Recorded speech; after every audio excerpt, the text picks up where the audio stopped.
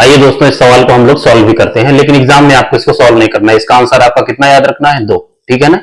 चलिए इसको सॉल्व करते हैं। देखो यहाँ पे x की वैल्यू आपको 4ab divide by a plus b दी हुई है। ठीक है ना। तो एग्जाम में आप एक कोशिश किया करो कि जो नीचे वाली वैल्यू है फ्रैक्शन, मतलब आप कोशिश ये करो कि फ्रैक्शन ना बनने पाए, बटे में कोई चीज ना रहे। ठीक है ना। क्योंकि बटे में मान लो x की वैल्यू आ गई तो आप बटे में यहाँ पे फ्रैक्शन में रखना पड़ेगा, जिससे आपका कैलकुलेशन लेंदी हो जाएगा। ठीक है ना।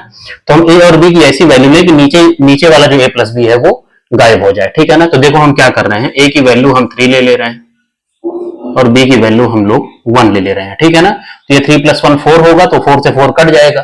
ठीक है ना। तो देखो x की वैल्यू क्या आएगी, यहां से वो हो जाएगी 4 इंटू में 3 इंटू में 1 डिवाइड बाई हो जाएगा a प्लस b। तो कितना हो गया, 3 1 4, 4 से 4 कट गया, तो x की वैल्यू कितनी आ गई, 3 आपकी। देखो विदाउट फ्रैक्शन की वैल्यू आ गई। अब केवल हमको वैल्यू उठा के पुट करना है।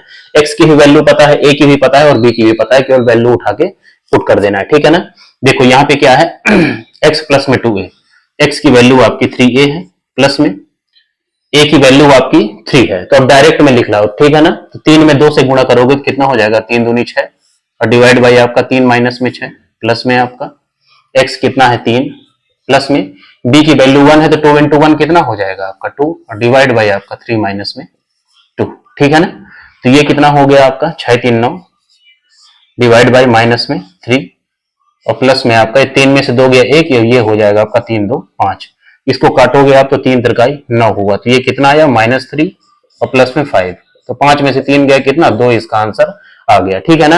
ये तो इसका आपका वैल्यू पुटिंग वाला मेथड हो गया। ठीक है ना। अब नेक्स्ट जो तरीका मैं इसको बताऊंगा, जो कंपोनेंडो डिविडेंडो आपको मैंने बताया था, इसी के लिए बताया था। ठीक है ना। उससे भी हम इसको सॉल्व कर सकते हैं। ठीक है ना। तो आज के लिए इतना काफी है। ठीक है। जय हिंद।